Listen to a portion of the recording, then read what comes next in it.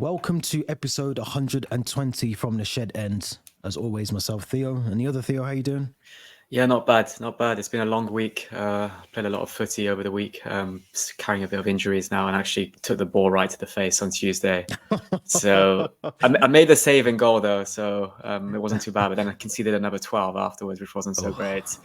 But yeah, start feeling a bit dizzy, but I'm feeling a bit better today. So if you see me squint at any point, you know why. But other than that, I'm good. Yeah, how are you doing? Yeah, I'm good. I mean, you just took me back to Tuesday night when someone definitely took one for the team in our eighter side. Not in the face as well. It was a bit lower down. But no, I'm good. You know, it's been a very productive, busy week as usual. Missing the Premier League already. It feels like it's been ages since we had a competitive Premier League match with the FA Cup as well in between. But something different for the podcast this week. Obviously, no football really to talk about. So we're going to be doing a suggestion that Theo has kindly put together for us, which we'll go through shortly. But before we do that, please make sure you subscribe to the channel. Make sure you go to the YouTube channel. Make sure you like the video, and also the Spotify and Apple Podcast audio version. If you're listening on the audio version, make sure you hit the notification bell as well, to make sure you don't miss an episode. But Theo, take us through it. We're doing something different today, aren't we? It's a bit different. Firstly, if you're listening on Spotify and you don't have the visuals, highly recommend also tuning in on YouTube so you have kind of what's going to be on the screen in front of you right now, which is a ranking system, a tier list. We're going to be ranking all the signings we've made under the Todd Boehly era or reign. Just a lot of them, as you can see, a lot of them to get through. So it's going to be a fairly long episode, I believe. And we're going to try to skim through some of these players that haven't maybe played as many minutes as the others. We're going to be ranking every single signing we've made since Todd Boehly's taken charge of the ownership at Chelsea Football Club, alongside Blueco.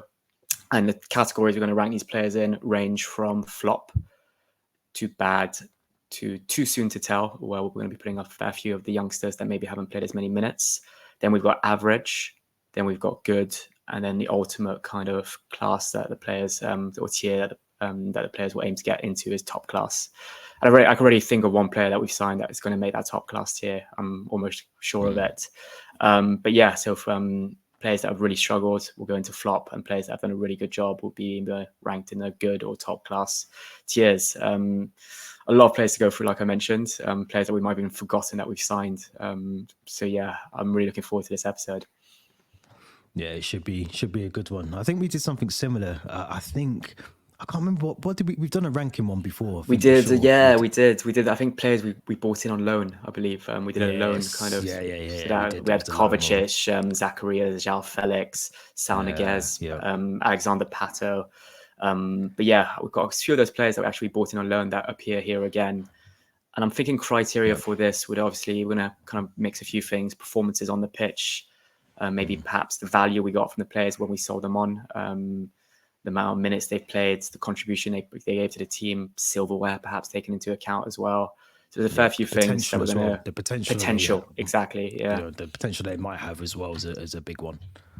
Yeah, definitely, because a lot of these players may be on loan right now, but are doing really well out on loan. So potential is going to be taken into account as well. Yeah, definitely. But let's start with the first one we've got here. So we've got Boehly as our first player that we're going to be looking into. Someone who's already been at the club, left the club, and has now moved on, which kind of tells you already maybe which category he might be going into. But where would you possibly place Boehly in the ranking? Yeah, I mean, when we signed Kalidou Koulibaly in summer 2022, I was a fan of this move. He felt like it was a logical replacement coming in for Rudiger, or a player of Christensen's caliber. Very experienced at Napoli, type of player that we'd be screaming out for right now, given his age, his European caliber, and the amount. I mean, I think he had a great season under Sarri and the other managers that he's played under at Napoli. However, it just didn't really work out. You can't sign a player for, I think it was 40 or 50 million, and only have him stay a season before moving him on to Saudi Arabia. And we didn't even get all the money we paid for him back. So for me, it's got to be a flop. Had it been a loan and he went back to his parent club, I'll maybe put him in bad, given that he did play a fair few minutes. But the fact it was a permanent signing, he only stayed a season. We then sold him on. It's got to be a flop signing for me. Yeah, I'd have to agree. I think even the fact we've lost. I mean, we brought him for 38 million, I think, wasn't it, or around that 38, sort of I price think. range? Yeah, Yeah, 38 million euros, and we sold him for 23 million euros. it's a So it loss. feels it's a loss already. I feel the performances didn't match. I always feel with Koulibaly, we signed him maybe a year or two too late. I feel this is one of those signings. If you remember, we were kind of linked with him, weren't Yeah, we? Conte A wanted him, couple. didn't he? Yeah, yeah. And I feel if we got him then, I think he would have been one of those players that we maybe speak about in terms of, he played a massive part, a pivotal part of the career that he would have had at Chelsea. But because he didn't do that and he didn't live up to the expectations, and lapses in concentration was one of those things I kept saying about Koulibaly at times. And he had some really good performances as well. But I think he came with an expectation he was going to be maybe, one that we could look at and say, what, we can rest Silva a bit more now, and we've got Koulibaly, but it didn't really work like that, did it? It kind of just fizzled out. So I agree. He's got to go in the flop category, unfortunately. My mate Patrick, man. My mate Patrick's next. Pierre-Emerick Aubameyang. Anyone who hasn't, if you've listened to the podcast from the very start, you'll know that for probably about the whole season, I called Pierre-Emerick Aubameyang Patrick for however many episodes, I can't remember. But Aubameyang coming in, give us your thoughts. What's your thoughts on Aubameyang? I like this move. I really did. Premier League proven player, scored buckets of goals at Arsenal. Seemed like he was a player that Tuchel wanted. Week later, Tuchel was gone. He fought a bit on our favour under Graham Potter. He did have that brilliant month of October where he scored back-to-back, I think, against AC Milan and Crystal Palace. But then I think he might have got injured and he just didn't really play. He was brought in back into the team around March, April time when we were really struggling to get goals, but it just really didn't work out for him. I do feel like he was a bit unfortunate at times. He was frozen out of the team. He wasn't even on the bench. He felt like a player that Tuchel really wanted, and he was brought in for Tuchel, and then Tuchel's gone. Graham Potter didn't really know how to get the best out of him. And also, it was kind of seen that Boehly really wanted to prioritise young players rather than players above the age of 30.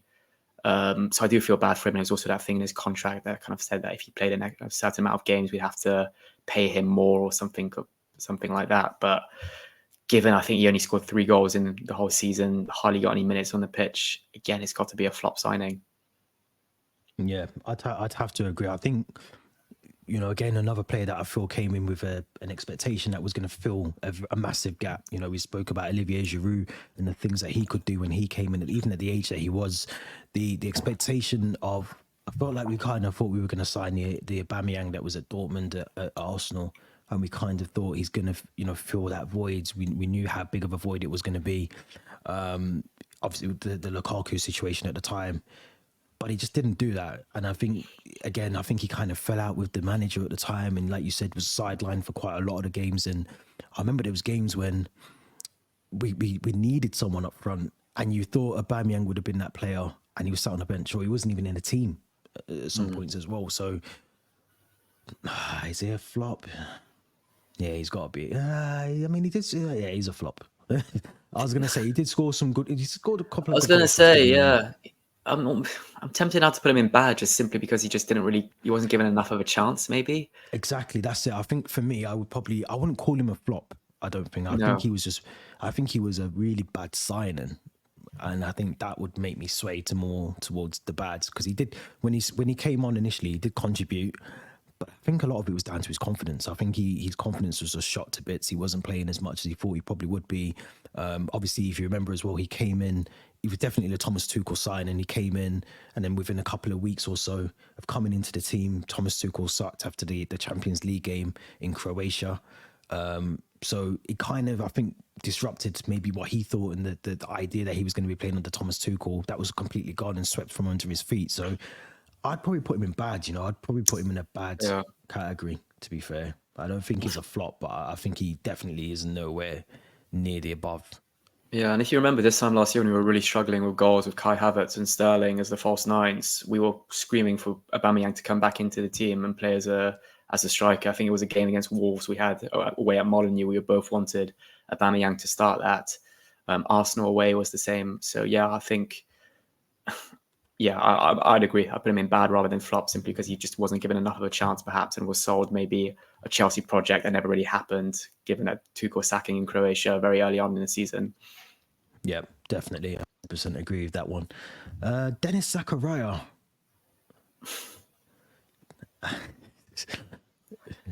It was a loan signing from Juventus. If I'm completely honest, we didn't really need it. Felt like a bit like a panic buy that we just wanted to have a bit more depth in midfield.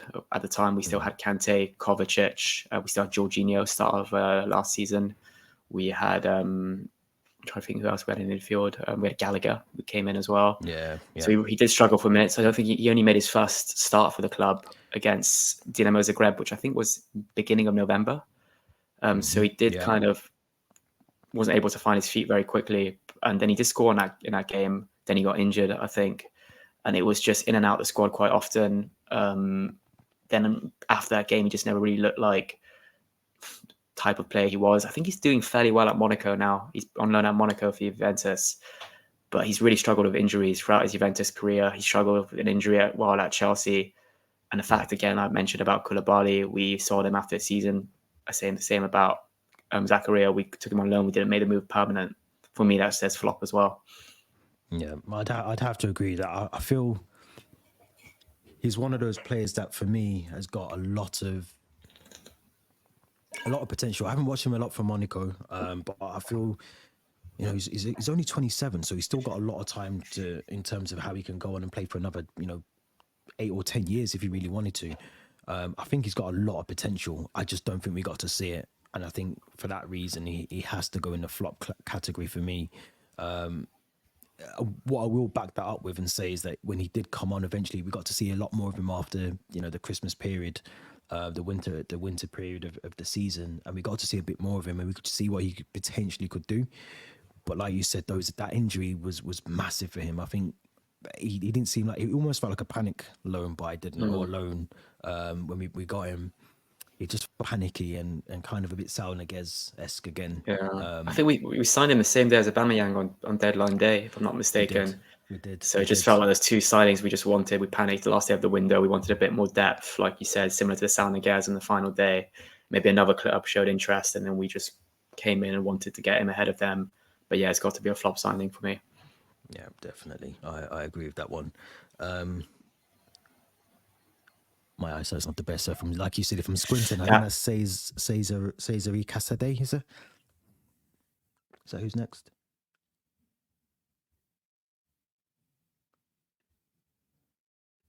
Yeah, I think it is. Yeah. So we got Casade next.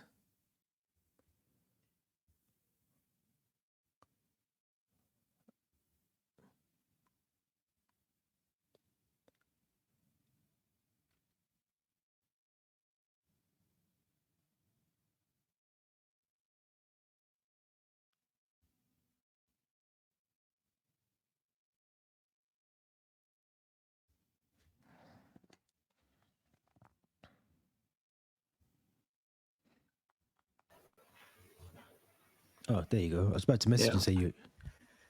I didn't know if you could see me or hear me. My internet cut out, but yeah, sorry about that. Okay, but yeah, we no talk worries. about Cesare Casade. Yeah. I like him. And the fact we called him back from his loan from Leicester says a lot about how we kind of rate him and value him. And he looked good at Leicester. I think he's got a very bright future. I'm looking forward to seeing him in the Premier League games that we still have remaining this season. So obviously he can't take part in the FA Cup. But I want to put this in good, I think, because I think he's got a bright future ahead of him. I think he kind of skipped through that too soon to tell category, because we've seen him what he's capable of doing in the Championship and in Leicester. And we saw him at Reading last season as well. And I think he's got a bright future. I always said him and Andre Santos look really sharp in pre-season. So I want to put this one in good, but I'm here. I'm keen to hear your thoughts. I would probably agree with that. I do. My initial thought was too soon to tell. And the only reason I say that is because I think I want to see him consistently do something in the Premier League, and we haven't seen that yet. We haven't been able to get the opportunity to see what he can do in the Premier League or in.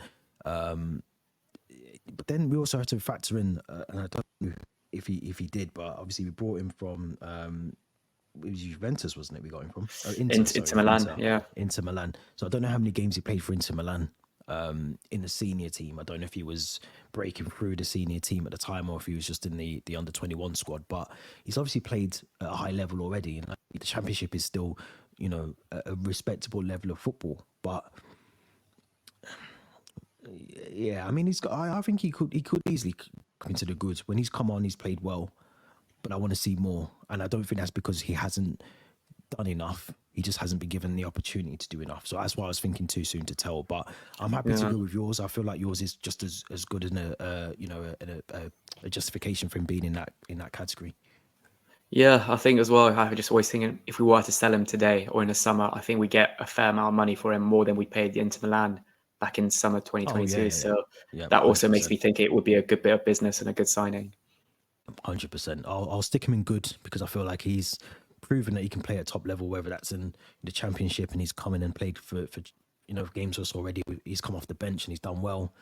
So yeah, let's put him in good. The first top ranking is the top ranking player so far out of at least another 20 to go through. But it's a lot. It is. It's unfortunate. We shouldn't even have this many players that we need to go through in 2 years. But let's go to I was going to say Atletico Madrid. Technically still is, albeit, but yeah. Scored against them at the weekend I did. on loan at Barcelona. Well. Really good goal. Yeah. Really good goal. João Felix, for anyone who's not watching on YouTube, is the next player up for contention. Give us your thoughts, Theo. I feel like I kind of know where you might put him in this one, but give us your thoughts. An expensive loan. Very, very expensive loan.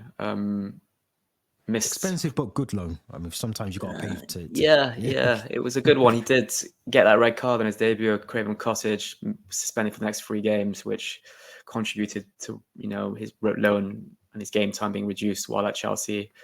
Some good goals, really good goal at Old Trafford, good goal away at West Ham, Bournemouth, Everton at Stamford Bridge. And I do think right now, looking at the Chelsea teams, I kind of feel like a João Felix, the type of player we could do with, young but also experienced. Pochettino said in the summer he didn't want to make the move permanent, so he went back to Atletico Madrid, looked miserable in pre-season, and now he's on loan at Barcelona, and he's looking good on loan at Barcelona. Really good loan signing for them. I don't want to call it a flop because I've got a glimmer of hope that may think that one day he might come back to Chelsea. So I'm tempted to put this in bad rather than flop. Bad because it was a 6-month loan and we didn't really make it permanent and it was very expensive. But it's not a flop because he contributed with goals. He looked really sharp when he did play. But yeah, I think it was very expensive. So it's got to be a bad signing in my opinion.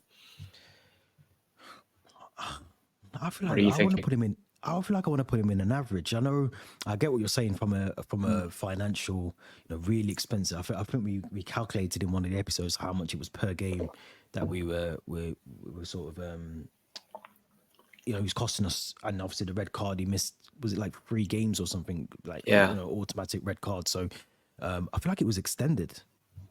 I feel like it was more than 3 because of the nature of the tackle, but I might be wrong. I can't really remember. I've had a lot of sleep and drink and food and stuff. But I feel like it's an average because I think he was one of the only players at that time that was a game changer for Chelsea. And it's a shout. I think we would have dropped a lot more points than we did in that season we had him. So I get it from a financial element. It's completely, it was ridiculous, it was stupid. Another sort of panic from the ownership. But I feel performance-wise, he made up for that because he was the only one that would make something happen in that attack going forward. So I was thinking average because I feel that performance-wise, he kind of made up for the cost of how much it was for the loan overall. But yeah, you're making me feel better about getting his name on the back of my shirt now. So let's put him in average. Exactly. Let's put him in average just for that as well. I mean, let's go give him a couple more brownie points, surely. So let's throw him in average because I feel, if you come back to the next opening of the transfer window and he came back to Chelsea, I think he'd walk straight back into the team, and I think he could do just as good as the job he was doing before he left. And you got to remember, it was only a 6-month loan deal, wasn't it? So Was it 6 months? We got him 6 months. He it came, was yeah, he 6 came months. in, He I came in the think, winter window, didn't he? mid-January, and it's a Yeah, tricky yeah, period to come in. And I think he was exactly, thrown straight into a game the next day, so probably didn't have time to exactly. train with the team. So, but yeah, I'm happy with that average. I think next three players, let's group them as Yeah, together. I think we've yeah, got Angelino Gabriel, Diogo Moreira, and David Washington. Two Brazilian youngsters and one Portuguese youngster. I believe Washington's still with the Chelsea squad right now. yeah. Actually posted a video of him on Instagram scoring a bicycle kick in training. I'm not sure you got the chance to see that I yesterday. did, But I yeah, did. good training goal. I'm not gonna say goal, good training goal. It's good to do it in Um, training. Angelino Gabriel on loan with Strasbourg and Diogo Moreira back with Chelsea now after a 6-month loan, being recalled in January from Lyon. Um, Mm, I'm tempted to put all three of these guys in too soon to tell. I just don't feel like we've seen yeah, enough of them at Chelsea out on loan to know what their potential is, how they're going to contribute at Chelsea. I think they're all due a Premier League loan at some point or a Championship loan to get better kind of understand English football. But I remember seeing the three of them in pre-season and they all look quite sharp, which makes me excited. So yeah, too soon to tell in my opinion. yeah. I'd have to agree with that. I think he's all three of them. For me, it would be hard to judge them now. They're all players that we've brought in with whether you want to call it a higher fee than expected, but they come with potential. I think, as you say, too soon to tell is probably the correct category for all three of them. So, yeah, no arguments there from me anyway on that one. Yeah, Next I one, agree. next one, I think is the next one's a bit of a tricky one. David Datro Fofana, because He's doing well at Burnley on loan, isn't he? yeah, he's had 8 appearances, 4 goals, 1 assist, 1 yellow card, which I feel I can't remember if he was when he I can't remember where, maybe I've got it wrong. I'm sure he had like a really bad disciplinary record somewhere, but he's doing really well anyway. 1 yellow card, 4 goals in 8 appearances. It's a good sort of goal to appearance ratio. Yeah. What's your thoughts on Fofana?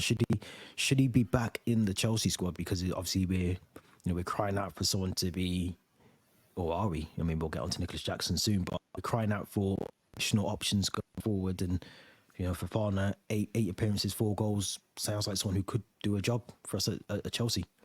Yeah, I think I like the look of him in the Premier League on loan at Burnley. He missed that absolute sitter against Brentford and then managed to score straight after. So that's good on Yeah. him to not drop his confidence and still stay sharp and in the game. Um, Champions League football under Union Berlin, although that didn't go too well as loan there. Um, I'm Is tempted to that put where he this in. fell out with the owners? He fell out with the owners or I someone, think or the manager. he got substituted, or he was on the bench and he pulled a tantrum or something. I Yeah, think, I'm yeah. trying to think. Was it him that had like a really like strange like disciplinary sort of Mm. issue somewhere? I think it was there. Yeah, it was that. I think he could fall in too soon to tell, average or good. I think too soon to tell is maybe a bit harsh because we've seen him in playing Champions League. We've seen him a month or two now in the Premier League, and he did play, I think, a couple of those cup games last season, away to City, I believe. I'm I, tempted I between average or good. I'm not sure. I'm swaying towards average if I'm honest. I think he's not. I mean, we've got Casadei in good, but we know why he's there. I would struggle to put Fofana in good and then justify why he's in good, if that makes sense. I Yeah. couldn't do that for him. I think average is probably about right, but I think he has the potential to definitely go on to be a really good player, whether that's at Chelsea or somewhere else. But I think he's definitely not too to tell. I think you're right there. We've seen him play, very good football, whether you want to call it top level, but like Champions League is no, it's no messing around there. So I would say Average. average. Yeah, I'll go with average. I think. I'd have to agree. Les Ogunchukwu next on the list. It's a tricky one because he's played quite a bit for us this season. When we signed him from, I think it was the Stade Rennais, I didn't really think he'd play as many minutes. I maybe thought he'd go out on loan, but I think we paid a good 20 million for him, which is quite a lot of money. And he's been injured. Has he been transformative in the games he's played? Not really. I felt, and the fact that he's injured and we're not really crying out for him to come back from his injury says a lot about how we cope without him. So I'm tempted to put this one in average as well. Yeah. Yeah, I agree. I look at his fee. I mean, 27 million is a big fee for someone to come in and not really impact. I'm trying to think of a game where I've seen him and thought, yeah, I can see something in him, or I can see that he's got potential. Not a flop. Harsh to put him in bad. Average? Or Yeah, too I soon to feel tell? it's yeah. Let's put him in average. Let's put him in average because I think he's played a handful of games for us, hasn't he? I think he's definitely. I think he made 10 appearances so far for us, the club. But obviously, injuries have hampered what possibly would have been more opportunities for him. But I feel like it should be too soon to tell. But yeah, 10 games is enough to see what we can probably see. He's probably an average player at the moment for us. The next one is going to be very, very, very interesting to hear your thoughts actually on this one, and everyone else who's listening. If you're, as I say, if you're on YouTube, make sure you leave your comments in the comment section. And again, I think you can now leave comments on Spotify. So if you've got some the next player, make sure you do so. Next player is Mark Cucurella, the most expensive left back, I believe, still. What's your thoughts on Mr. Cucurella? Yeah. We're talking about Cucurella after he scored his first goal for the club on I know, Sunday against to do it as Leicester. well. Yeah. For the money we paid for him and for what he's given back to the club, for me, it's got to be a bad signing, not a flop signing, because he's had moments where he's played well. Particularly, I think in that October period where he was playing out of position at right back. I think he had a good performance with Craven Cottage as right back. But has he been the £60 million player we signed from Brighton and we thought could be the long-term replacement for Azpilicueta for Marcus Alonso? You've got to remember, we sold Marcus Alonso to bring Cucurella in. We thought Cucurella would be kind of the logical choice to bring in. And has he been better than Marcus Alonso? Absolutely not. So for me, it's got to be a bad signing. I think he's improved. He's improved a lot since last season, but is he still considered good enough to be a long-term left back? And there's even talks of us selling him in the summer to raise money. I think he's in that same kind of category as Chalobah, Broja, I think even potentially Conor Gallagher. So yeah, for me, it's got to be a bad signing, not a flop signing, but a bad signing. Yeah, I think I agree with that 100%. I feel like he's definitely not a flop, but he's also not someone that I'm trying to see on the team sheet every week as well. And I think his card's been marked. I think at some point we're going to need to evaluate that left side, that left back position, and see who we can bring in. Obviously Ben Chilwell's there, but you look at other options there after that. Obviously Lewis Hall's gone, Ian Matson, as you say, as well. It was another option as well, left back. But I feel like Cucurella is one of those players that the system has to be perfect for him to excel. And I don't think he's adaptable as much as we've probably thought he was going to be. And I think when he was at Brighton, he was definitely more of a left wing back.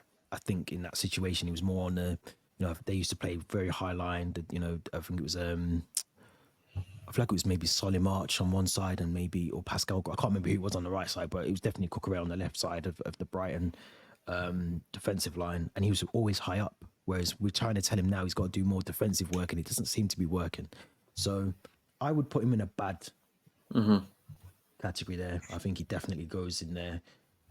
Some will probably put him as a flop because of the price tag, but I think, he didn't ask for that price tag, did he? I think it's harsh to put him as a flop for that. But on performances as well, I think he's definitely got to go as bad. In my opinion, no one's made it to top class yet. No one, and that's worrying. I'm looking at the list. There's 3 players I think will make the top class category. Oh yeah. There's definitely going to be someone, but it's worrying that we're 11 players, I think, into the Todd Boehly era signings, and we've only got one that's made it to the good so far. Yeah, we've covered a lot of the summer 2022 signings as well. And actually another one's coming up now. Summer 2022 signing, Raheem Sterling, 50 million was it from Manchester City? Yeah, it was. Yeah. At the time, I thought I liked the signing. Experience, England international, won countless silverware whilst at Man City. And it did feel like we were kind of balancing it out between youth and experience in that summer. So I liked the signing at the time. He's had moments where he's looked absolutely world class and he's been the best player on the pitch. And then he's had moments like he did against Leicester where you just want to, you can tell he just wants to stick his head in the ground and, have it swallow him up. But I don't think he's been a flop. I don't think he's been bad, but I think it's been an average signing, if I'm honest.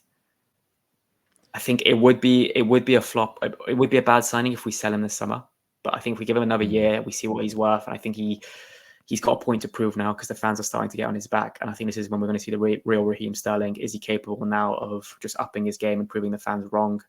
Or is he just going to drop his confidence and struggle to get back into the team?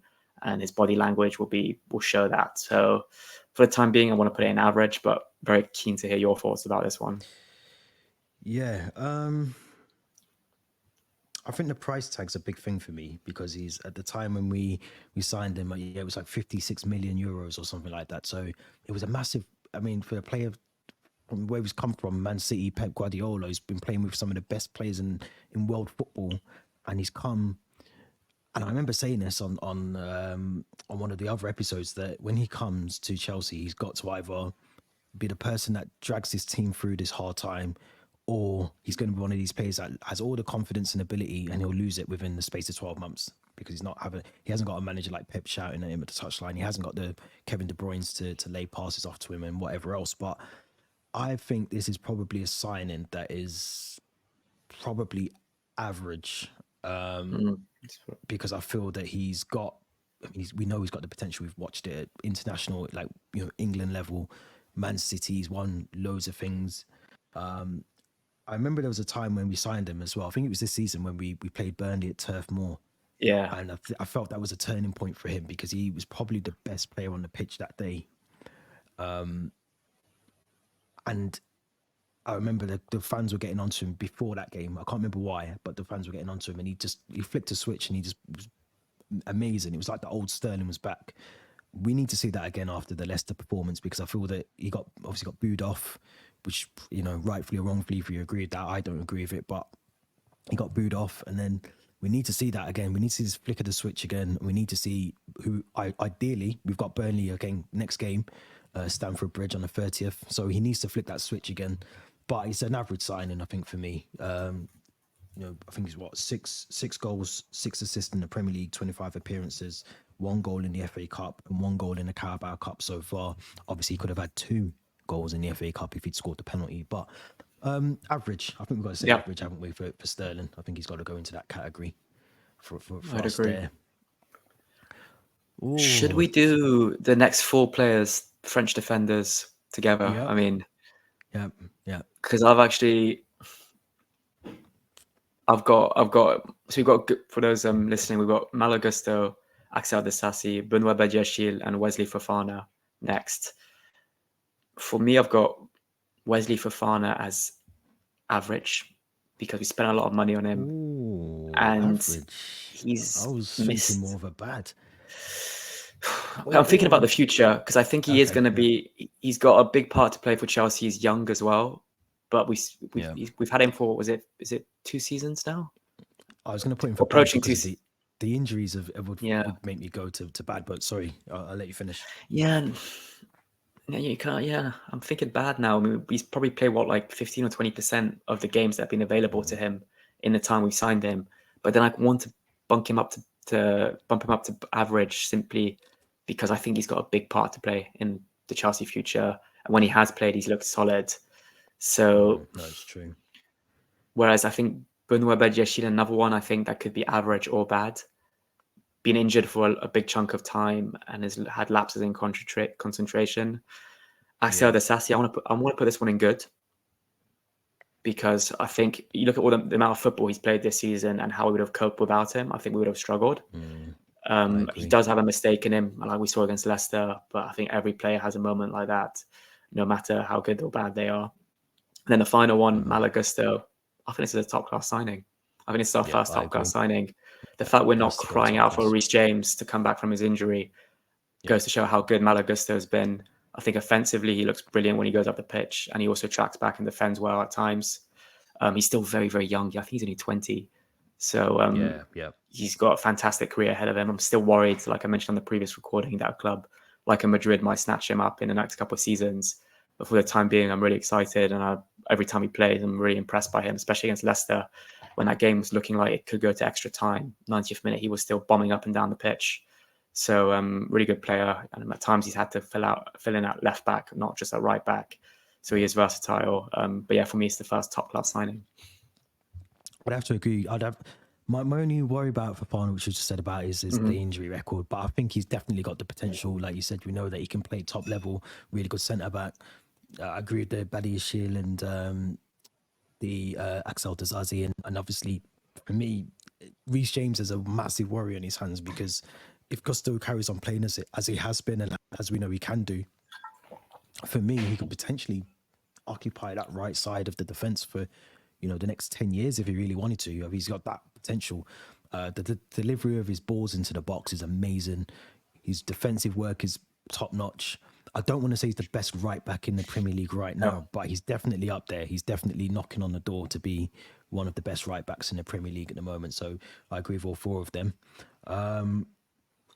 Amari Hutchinson. Should we do the next three maybe as well? Group those together. We've got Amari Hutchinson, Andre Santos, and Carney Chukwuemeka. So I feel Hutchinson, I would probably put as a really good, to be honest. And the reason I do that is because I think he's having a really good season at Ipswich. Very good level of football to learn your trade and learn, what it's all about at the top level. Obviously, he didn't really get the opportunity when he was at Arsenal. So I'd probably put him as a good, but again, happy to change that. No, I'd agree with that. Sorry, I was quickly going to say I'll have to agree with that. And I think Ipswich, they're third in the Championship or fourth in the Championship they're doing currently. well. They're flying high, They're doing really well, and I think his numbers are really good. And I've seen a lot of tweets from Ipswich fans praising him and how the football he's played. And I always say if we were to sell him this summer, we'd make a profit on him, I think. So I'd have to agree. I'd put him in good. And also, I think he got a Player of the Month award for Ipswich probably a couple of months ago as well, didn't he? So he's to get that in the Championship is, it's a hard Championship. I always say is harder to play in the Premier League in some instances. So to get that in the Championship for me is an accolade in itself, and something to be definitely putting yourself into the good category for as well. But Santos is a strange one because he hasn't really. He was on loan at Nottingham Forest, wasn't he? I think. Recalled.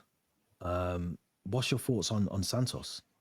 Too soon to tell, in my opinion. I saw him in pre-season, look really sharp. Was excited about that loan to Nottingham Forest, and they signed that other midfielder that just seemed to freeze him out of the team.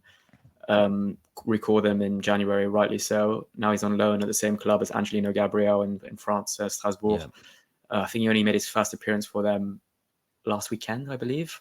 Apparently it's not going really well there either for him, from what I'm reading. Yeah, I also know that I think the Strasbourg fans are not really happy with the whole blue co-ownership. So that might be they might be the scapegoats for it all. But yeah, too soon to tell, simply because we signed him with a lot of expectations and promise, and he looked good in pre-season, was on the bench for our first game of the season against Liverpool. And similarly to the other three in that category, I think I've seen glimpses that made me excited about watching these players, but it's also very early on in their Chelsea careers. And Chukwuemeka, would you say he's got to be? It's a tough one for him because I feel he could either sit in the average or good. Oh wow, okay. Yeah. I think he's got potential. I just think he hasn't been given the opportunities. So, or he could be maybe a too soon to tell. I wouldn't put him in bad or flop. I think he's been a flop for us. I think he's more average than good. That's interesting. I think you're gonna be quite surprised in my answer, but I think he's a top class signing. Oh, really? I think he's okay. I think when you look at all our signings from summer 2022, I think he was the best one of the bunch. He's still in the squad. He's been injured for a lot of time at the moment, so he's hardly been given a shout. Got injured against West Ham after scoring that brilliant goal that managed to level things up 1-1. Came on against Leicester on Sunday, and I feel like he was the reason why we almost went on to win the game. Really clever football, Cole Palmer in the penalty box to set up the goal, his own goal. Yeah. I do agree we haven't seen enough of him, maybe, but similarly to what I said about Wesley Fofana, I think he's one of those players that's going to be the core of the club going forward. Still very young. I just kind of look at him, and every time I look at him, I'm impressed. I always have to pinch myself to remind myself how young he is and how limited football he's been playing. I wouldn't call him at all a bad or a flop, but for me, he's got to be good or top class is maybe a push, given what you just said. But for me, he's got to be a good signing, especially when you look at all the crop of players we signed in summer 2022, the Cucurella's, the Sterlings, the Koulibalys, the Aubameyangs, the Zacharias, Chukwuemeka. I think Chukwuemeka, he's definitely the worst best of one. the best of the worst, isn't he? But yeah, I think maybe having heard what you said, I kind of settle on good. But interesting to see that you're maybe too soon to tell or average. Well, I'm just looking at his stats for this season. So he's played 2 appearances in the FA Cup. He's obviously scored the goal against Leicester. 6 Premier League appearances, 1 goal, 1 assist. 7% of those 6 appearances have been from the starting 11, and he's made 1 appearance in the Carabao Cup. So I think that's why I was going to put him in the average, because I agree with you. I think he's probably one that we want to hold on to. I'd be very shocked if we sold him, or but I just think those injuries have been key to his development and have stopped that development from happening. I don't disbelieve that he can't be good or even top class. I think he could be, and he will be, but I just very similar to Fofana. I haven't seen it enough, and I think I need to see it more before putting him in. Definitely top class would be Gusto's there because we know what Gusto has been doing whilst Reece James is out, but we can't say that about Chukwuemeka, I don't think. You can't put him in that too soon to the tell category when you look at the other 4 players we put in there. Yeah, no, I agree. Let's put him in good for now, because he's definitely someone that comes. He's someone that I think definitely changes games when he comes on, and I can't think of any bad performances when he's come on as well. So it tells me that he should be in that good category, and I think he's a bit better than average when you look at the players we've got in the average section as well at the moment. Yeah, let's shake on good then. The next one's going to be so interesting. Yeah, Mykhailo Mudryk. Mykhailo Mudryk is the next one on our list. Mr. TikTok. Mr. I'm flexing my muscles. Right, let me take my biased hat off a bit, because maybe I need to not have like a filter of the fact I don't like what he does off the pitch for this one. Mudryk, for me, he might have to go in the flop section. I'll be honest. He's either, for me, it's bad or flop, and it's not too early to tell.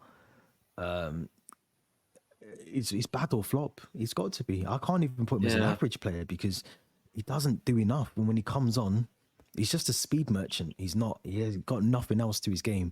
And everyone's going to say that he scored a couple of goals recently. But if we're talking about from when we signed him, we've got to think back to when we signed him. This is now, has he been at the club for nearly, well, he's one of the earlier signings, wasn't he? You think when he made his debut at Anfield? January 2023, we signed him. So he's been here for almost approaching a year and a half now.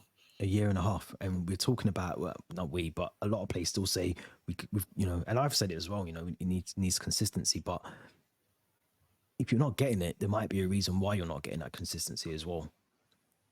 For the fee we paid, we're not getting goals return, are we?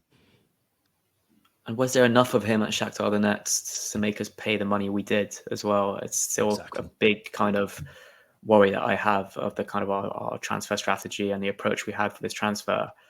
We were recording this after a bit of a purple patch period for him, where he scored against Newcastle, Leeds, and he looked fairly good against Leicester when he played as well. But like you said, over his year and 3 or 4 months that he's been at Chelsea, has he really hit the ground running? Has he shown us enough as Chelsea fans to think this is the guy that we paid 70, 80 million for? No, absolutely not. And his attitude and his body language off the pitch as well, for me, makes me think like this guy doesn't have the right mentality to be a top player. So for me, it's not a flop signing, because we do have him for a long contract, and I still think the best is still to come. But it's got to be a bad signing based on what we've seen so far. Yeah, I'd agree. And that's me being quite nice about him.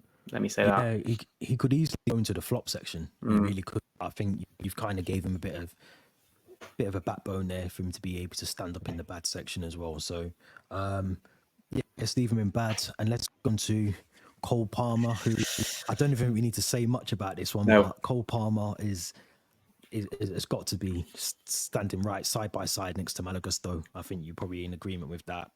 Arguably, definitely.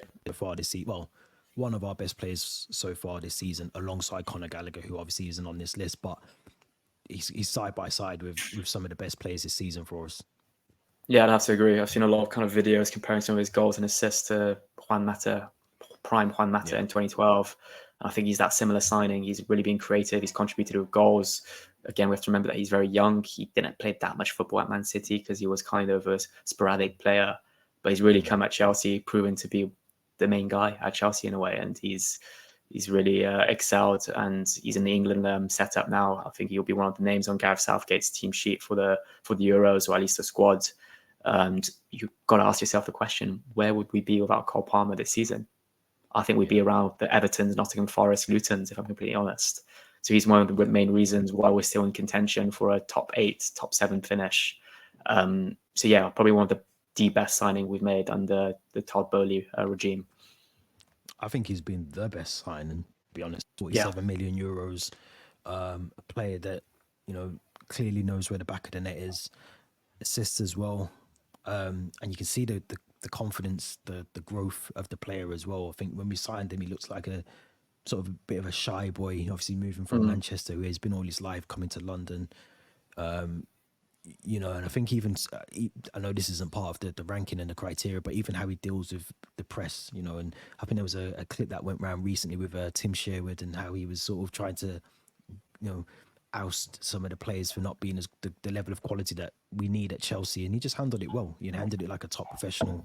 Didn't really say that, yeah, you're right, Tim Sherwood, that we do need more quality. He just said, we've got quality at the club already. We just need to get our groove and get moving. And even to those little things at the age that he is, I think he's only 21, so we've got a good player on our hands there. And I think you said last week, he's up there with Jude Bellingham in terms of goals and assists for I think across Europe. So double digits, I think, for both assists and goals. So the numbers don't lie. He's been a big factor and contributor to our performances and the wins that we have gotten. And I think the best is still to come as well. Like you said, he's only 21. It's his first season at Chelsea. It's his first year living in London. So I'm really excited about this player, and the best signing we've made under Todd Boehly. Yeah, 100%. Money well spent. At last, Money well spent. After nearly 15 or 16 players that I'm looking at on the screen right now, we've finally got one that we're both happy, money well spent. But Noni Madueke is next on the list. Yeah. Yeah. I'll keep it quite quick and simple with this one. I'm going to put it as average. I think he's done better than Mudryk when we signed him in January. He's been injured as well. He had a disciplinary issue where he was partying, I think in September, and was frozen out of the team for a bit by Pochettino. I still think it's a player that's still got a lot to prove. A player that's also very young, who's not very Premier League experienced. He was playing at PSV Eindhoven. But yeah, I think a player that, is he a guaranteed starter for every game? No. Is he a player that when he plays, can offer, contribute with a bit of flair, a bit of something? Yes. So yeah, I think an average signing, but I still want to see more of him. Yeah, more from him, should I say. Yeah, no, I agree with that. I think he's someone that when we do get to see the flash in the pan moments from him, we just need a bit more consistency. And I think it's very much similar, like you said about Mudryk. He has done a little bit more in terms of what he can do and change the game for us, but we're not seeing it often enough, and that might be because he's not getting passes. But 22 years of age, I think he's got a long future, obviously, hopefully at Chelsea ahead of him. But I've always said, his end product, he can get into the box, he can do the stuff that he can beat the player, but it's just that end final pass into the box or the shot that he needs to take, and he just lets himself down there a little bit. But average is probably right for me. I think that's a good assessment. Very quickly, goal of the season for his goal against Leicester. From a Chelsea perspective, I think I can't think of many other. I mean, we haven't scored that season. No. I think it's up good there. Goal. It's got to be up there. Yeah, it was a really good goal. Yeah. The fact he was able to take on those players and then lift it, over the goalkeeper like it did, in terms of getting the range away from the goalkeeper and still managing to get it on target in the back of the net, I think was good. I think he took him by surprise as well a little bit, which is proves my point. I think he doesn't, that final element of his game, getting a goal or passing into the box, I think he's got to work on that. But yeah, what do you think? Probably goal of the season? I'll say, close contention with the Enzo free kick and and that strike against Leicester. It was against Villa, wasn't it? Yeah. I think for the time being, it's still a couple of months to go in the season, but I think those two will be the kind of top two contenders for goal of the season. we'll have to do another episode on that as well at some point. It'll probably be 5 minutes long, but we'll do an episode before the season. Let's group the goalkeepers because we've obviously got Selena, Robert Sanchez, and Davide Petrovic. Yeah. Yeah, let's group them together. Goalkeepers. I'll put Selena in too soon to tell. I'm going to put Robert Sanchez in bad, simply because he came in with the intention of being our top choice, and now he's our substitute keeper, our cup keeper, and we've seen he's not good with the ball at his feet. We saw it again against Leicester. He struggles with the ball with his feet. All the fans around me were giving him so much stick for just taking too long with the ball at his feet. His distribution is poor. There's arguments that he was also kind of at fault for the Sassy on goal for being too forward up and in a bit of no man's land. So yeah, I still think that he does things that Kepa couldn't do, like when he comes out to claim balls, he's a lot more confident. But I wouldn't be surprised as well if we sell him in the summer. And we kind of favour Petrovic and we bring Slonina back from loan. Especially we're going to have to deal with Kepa coming back from loan as well. And then the final one, George Petrovic, I think he's been a good signing. Did I call him David? I called him Davide, didn't I? Sorry. George Davide, yeah. I think it's George with like DJODGE, something like that. But yeah, good signing. Came with not many expectations from the MLS, and he looks a lot more comfortable with the ball at his feet. He's played in some big games for us. Thinking back at the saves he made in the Carabao Cup final when it was still at 0-0, kept us in the game. Luton away. Luton, they went for like a good 10, 20 minutes of just hitting the ball, striking, and Petrovic made 2 or 3 amazing saves. Yeah. So I'm going to put him in a good, not top class yet because it's a bit too soon to tell for top class, but a good signing. Yeah, I mean, I was gonna angle more towards top class, but I think only because of what you just said. I think he's definitely pulled off some brilliant saves, and I think even some of the games that he's played where our backs have been against the wall and it could have been a cricket score, he's kept the score line down so it's not as embarrassing for us. So I think I agree with that. I think good's good. I think good is a good assessment and criteria for him to fit into. So. No qualms about that one at all either. I feel like maybe we've still got a bit of time, so I feel like maybe we should let's do Romeo and Lavia first actually as our next one, and then we can group the next 2 sets of 4 into 2. Okay. So let's do Lavia. I'm going to be honest. I'm going to be completely honest and brutally honest. This is probably the flop of the season. For me anyway, I feel like this is the flop of the season, and I feel the reason for that is I don't think we even wanted this player. We didn't need him. We didn't need him, did we? I don't think we needed him. I think as the owners, and this is obviously about the whole thing we're doing is about the Todd Boehly and co and the owners and their spending, and I honestly think they just realised that Liverpool wanted Caicedo, let's get him.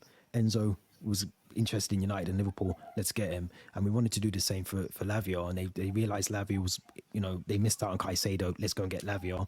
Liverpool wanted him, and they just got on the phone and said, look, let's come to Chelsea. And I don't think we even needed him, so we just wasted money on a player that's got a really bad injury record anyway before he moved from Southampton, and we've got him sat there and he's not even, I'm expecting in a week's time when the injury list comes out, Lavia's name's still going to be on there. It's a flop. It's got to be a flop for me anyway. But what's your thoughts on Lavia? It's interesting. So I was going to play him too soon to tell because we only saw, was it 15, 20 minutes of him against Crystal Palace in that cameo. Then he got injured again. But after hearing what you had to say and the money we spent on him and the fact we didn't need him, we could do without him. I'm actually going to agree and put him in flop. And what annoys me, it's not his fault. It's definitely not his fault, but he's the reason why Gallagher may be sold in the summer. Let's be honest. And you've got to look at some of the players we've got higher up. I mean, we just spoke about Kwame Chukwuemeka that can play in that role as well. And some of the too soon to tells that potentially could fit into that void that, had we not signed Lavia, there's potential for some of these players to go into that role and develop. I just don't see the signing. I don't see why we need him, or why we've brought him, or what was the urgency to bring him in. So, I agree with flop, but I'd love to redo this exercise maybe in a year's time or something. I really I really top hope that class he's by them. I really hope that he's one of those players that's in that good or top class category. Should we do this again? Yeah. I don't. Again, like you just said, it's not about the player. I just think based on what we've seen so far and the cost of it, like we said, the criteria, it's a flop at the moment. But he's definitely got the quality to definitely be good, top class. He could go all the way. He could set up a new category, world class. He could fall into that eventually, so we don't know. But let's group the next two together. Enzo Fernandez and Moises Caicedo. The £100 million boys. Yeah, exactly. The 100 million. Now we're at the critical point where Todd Boehly was trying to max out the credit card. Let's start with Enzo first. Where do you think Enzo should fit within this? It could be like any of these, really. He's been here for a year and a couple months. Has he been a £100 million player? Probably not. And I think his price tag is really putting the pressure on him to drop 10 out of 10 performances every single game almost.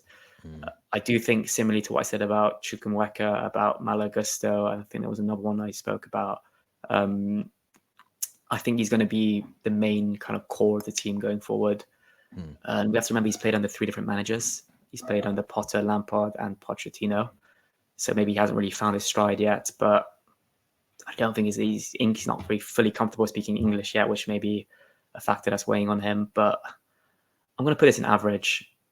I think his performances have been good, but have they justified the price we paid for him? Not yet. So for me, it's average. Yeah, I was going to say average. Average to bad. Okay, I don't think he can go into the too soon to tell. World Cup winner. He definitely can't go into that category. But I agree with you. I think he definitely hasn't lived up to the expectations of what we thought. He was going to come in for £100 million. We thought he was going to get the creme de la creme. But we've got to see more of Enzo. And I think next season, as you said, if we do this in 12 months time or whatever, I'm expecting him to be in that top class because he has to be there. I remember what you said as well. I think when we appointed Maurizio Pochettino with obviously an Argentinian manager, with an Argentinian player, it's probably going to get the best out of him. And we still haven't seen that yet. So I'm hoping a nice pre-season will do that for Enzo. And then we'll get to see the best of him. But I agree. I think he's got to go in average. And Moises Caicedo, I feel like I think he's got to join his mate Enzo in average. I really do. I think he's probably shown a little more potential, but then I'm basing that on the time span that he's been at the club. So he's been there a lot less than Enzo.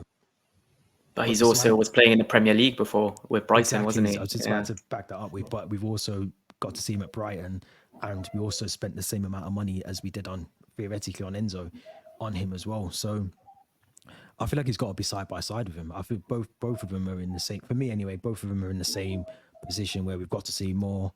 Next season is a massive season for them. If they don't do it, massive question marks will be above both of their heads for me anyway. I don't know what you think. Yeah, no, I'd have to agree. I'll just echo your words, really. I think very similar to Enzo's situation, the price tag we paid. And also you have to remember that effort and the drama we went through to bring him to the club. For me, it's just got to be average. But again, should we revisit this exercise in 12 months' time? I'd really hope both him and Enzo and Lavia are in that good or top class category. I think one thing, just before we wrap up and do the last two as well, is we have to remember some of these players, Cucurella, for instance, I wouldn't say he's a £70 million player.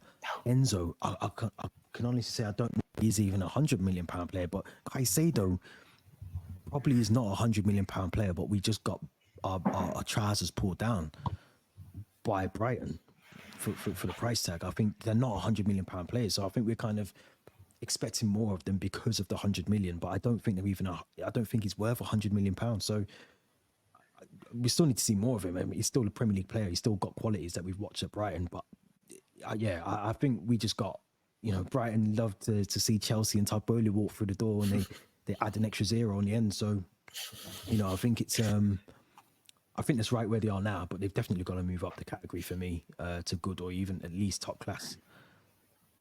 Yeah, no, I'd have to agree. And we've got the two strikers next, Nicholas Jackson and Christopher Nkunku. I think it's debates to be had here, because We should have And done this first, Cuckoo, really, shouldn't we?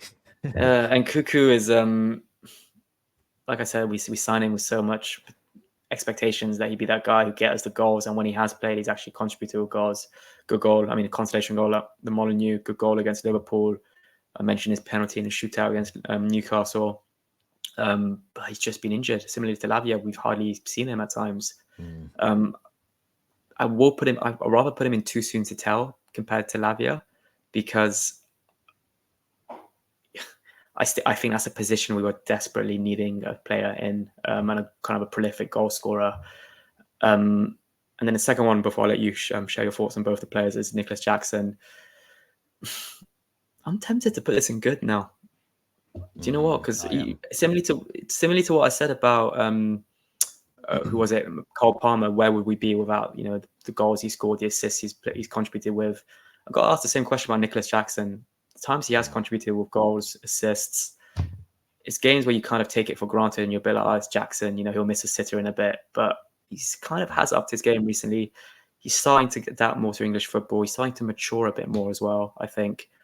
And we have to remember, when we did sign him with the price tag we paid to Villarreal, I think it was I say only 35 million, but that's not that much money nowadays in the market for a number 9. The expectations were not like we were going to sign a Haaland who would come and to get us 40 goals, a Lewandowski, an Mbappe. It was just a player who was linked with Bournemouth last January, who comes from Villarreal, who maybe plays second fiddle. And he's thrown into the team given the injuries we had and expected to be that guy who can score a lot of goals. He hasn't, but what he's done when he has played, I think, has been good. I've given him maybe like a 6 or 7 out of 10 for the season so far. So that's why I'm going to put him in good. And he's kind of gone on this upwards curve throughout the season. And hopefully that just continues from now on. Yeah, I'd agree with both of them. I think Nkunku was one of those players. If you remember back to the summer series and the preseason in America, really before the injury, really good, looked lively. We knew what we were getting, and I still think it's going to take a long time for Nkunku to get back to that full potential. The injuries that he's had are a key and massive one, so I think it's going to take a while for him to get there. So I agree with the too soon to tell for Nkunku. Nicholas Jackson, I think I said last week, there was a comparison with Didier Drogba's numbers in the first season at Chelsea and Nicholas Jackson's, and they're not too far apart. And I think he's got 9 goals now in the league, 24 appearances, I think it was for Chelsea, Nicholas Jackson this season. I think FA Cup he's played 3, scored 2, and the Carabao Cup he's played 5 and scored 1. So they're not bad numbers for a player that we've played 35 million. Still relatively young in terms of being 22 years of age, and I always think we brought him in because there is potential there with him, and like you said, he was never brought in to be the main striker. I think he's been brought in to play second fiddle to someone else. And also, as well, we have to remember, I think he actually plays a lot more better when he plays off the left side of the attack as well. I think he does that job really well, and he likes to run at defenders. And I think if we've got someone like Nkunku in the middle, we go and buy an out-and-out striker, another number 9, I think he'll do so well. And that goes back to our point about where Mudryk is here and where Sterling are, both below him in the ranking. I think he could easily take that left side on that attack and do a job there and allow a proper, not say a proper striker, but a prolific goal scorer in the middle to just work off his balls and feed them into the box. I think he'd do really well. And it's still very fresh in my head, given it was our most recent game against Leicester, but his assist for Cole Palmer, for Cucurella, not Cole Palmer. Yeah. And right before Leicester awarded the red card, the little turn and spin he did when he let the ball I think he might have even touched it, but the faintest of touches to just guide it past him. Very good, really good and impressive. So yeah, I think the tables have turned slightly when we were calling him Jeanette Jackson a few months ago, and now we're almost praising him. But hopefully he just keeps it up from now on. He must have seen that video.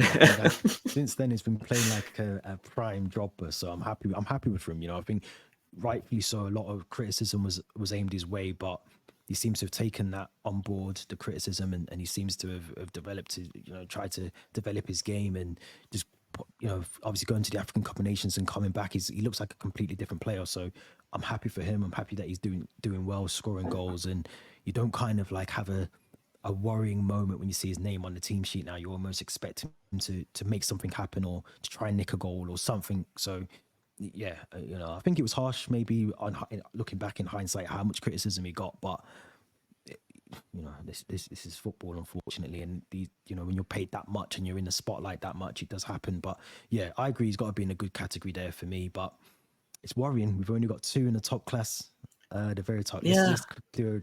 Yeah, I thought we might have a few more, but I two thought we'd seems a have bit. a lot more in the flops and bads, to be fair. So maybe we haven't been too harsh on certain players. Yeah, I mean, is it look that now? That you'd probably change. Think, well, we've asked them incorrectly. I'm still on the fence with Fafana. I'll be honest. I feel like he might be a too soon to. Yeah, it might be a too soon to tell whether he can live up to the expectation that we need from him. But which is probably right. Yeah, for those listening on Spotify, should we just do a very quick recap of where all the players Yeah, are? yeah, I'll let you do that. Just go from the top Yeah, to bottom. so I'll do the flop category. We've got Koulibaly. Oh shit, top to bottom. Sorry. Top class, we've got Malagusto and Cole Palmer, which I think there's no arguments with. A good Cesare Casadei, Axel Disasi, Amari Hutchinson, Kani Chukwuemeka, George Petrovic, and Nicholas Jackson. Average, we've got João Felix, David Datro Fofana, Ugo Chukwu, Raheem Sterling, Wesley Fofana, Madueke, Enzo Fernandez, and Moises Caicedo. Too soon to tell, Angelino Gabriel, Morera, David Washington, Andre Santos, Lenina, and Nkuku. Bad, Aubameyang, Cucurella, Badiashile, Mudryk, and Robert Sanchez. And the three flops, we've got Kalidou Koulibaly, Dennis Zakaria, and Romeo Lavia.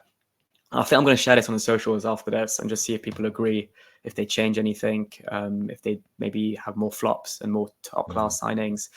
But yeah, I think looking at that, I'm quite happy with our decisions and choices. Yeah, I am as well. I think we've tried not to be as critical and harsh maybe as we thought we were going to be. And then when you discuss it as well, and obviously hopefully everyone who listens to the podcast will do the same and let us know your thoughts. But you look at it, there is a lot of, and we've always said this, there's a lot of good potential at the club. It's just, have they got the potential to move into those good categories or even top class categories? We don't know. And I think that's the worrying thing as Chelsea fans, is we just don't know. We don't know. And I think that's where the worries come from as a fan. But we know we've got potential at the club, and the club hopefully isn't that stupid to just go and sign a bunch of youngsters. I think they've brought them in because they know that they've got the ability to level up and get better. But the flops. I mean, the flops is one that I think maybe there might be something about the Lavia one, but I feel he's got to stay as a flop. Yeah, for I'm now. happy with that decision. Yeah. Yeah. Before we wrap up, there's one last thing I want to say. Honorary shout outs to players we didn't sign that have massively flopped at their clubs. I think Rafinha, Jules Koundé, and Ousmane Dembele. If you remember summer 2022, we were linked to all three of those players. Every single day there was Fabrizio tweets going around, doing the rounds about how we were so close to signing those three players. None of those moves materialized. Ousmane Dembele went to PSG now, I think he's at. And Koundé and Rafinha at Barcelona. Let's be honest, none of those moves have really been prolific or worked out. So maybe we dodged a bullet there.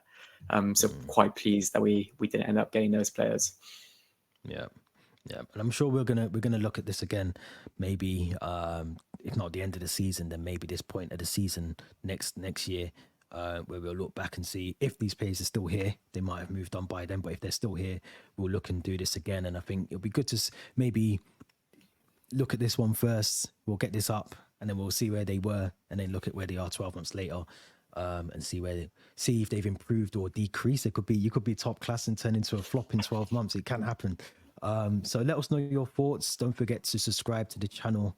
Obviously, no football this week. We've got a weekend off. It's all international, so make sure you make use of the time and go back and watch some of our old videos as well. They're all on YouTube, Spotify and Apple Podcast listeners. Thank you as well. Make sure you hit the notification bell and follow all the social accounts in the description of the audio. Theo, enjoy the weekend. A weekend off, not traveling to Stamford Bridge and potentially being disappointed after 90 minutes. I'm actually going to the Colombia-Spain game at the London Stadium tonight. Stadium. Bit of live football. Yeah, it's tonight. Bit of live football to entertain me on Friday. Should be a good game. Don't forget to wipe your feet on the way out. It'll be good, I'm sure. Good game, good stadium as well. But anyone else, enjoy your weekends. Make sure you watch some international football. And we'll be back next week with another special episode, actually. A very good episode coming up next week as well. So make sure you tune in for that one. But until then, have a good weekend and we'll be back soon.